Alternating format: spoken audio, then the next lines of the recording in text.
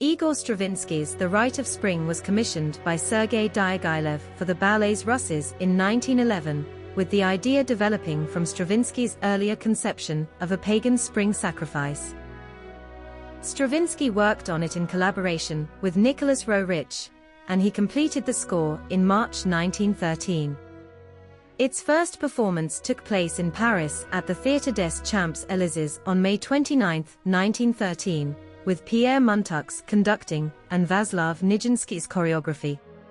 The premiere was infamous for the audience uproar it caused, with reactions so intense that it became one of the most scandalous openings in music history.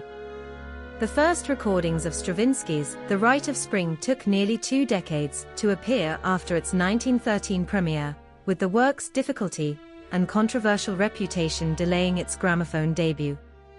Leopold Stokowski and the Philadelphia Orchestra began what would have been the first complete recording but abandoned it after the first 3 sides.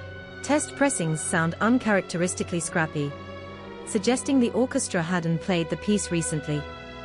Eugene Goossens led portions of the work during a Hollywood Bowl orchestra rehearsal as a balance test.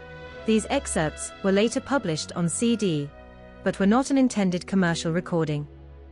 2 complete recordings were made in Paris in 1929, and they remain the only complete versions from the 1920s. Pierre Montux was the conductor of the 1913 premiere. His recording with the Orchestra Strarum is valued for preserving the spirit of the premiere, though the acoustic sound is poor. Heavy compression, muddy percussion, unstable speed on one side, and some sides issued at lower volume. Stravinsky's first orchestral recording of the Rite was made in the Théâtre des Champs-Élysées. Stravinsky's ensemble is less precise and his direction less assured than in his 1940 remake, but it offers a rare view of how the composer approached the work just 16 years after its premiere, with a raw, vigorous character. Leopold Stokowski completed his issued recording, starting in late 1929 and finishing in March 1930 with the Philadelphia Orchestra. Together with Montux and Stravinsky, this became one of the only 3 complete recordings of the work through the end of the 1930s.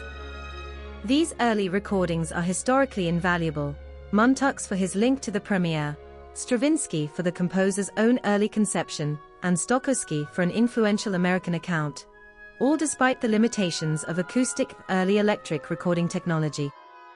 George Solti's 1974 Decca recording of The Rite of Spring with the Chicago Symphony is widely praised as a powerful, tightly controlled, and brilliantly played account of the score.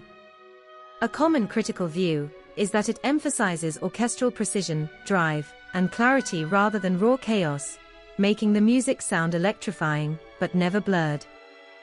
The Chicago Symphony's virtuosity is a major part of the recording's appeal, and listeners often admire its big dynamic range and clean engineering.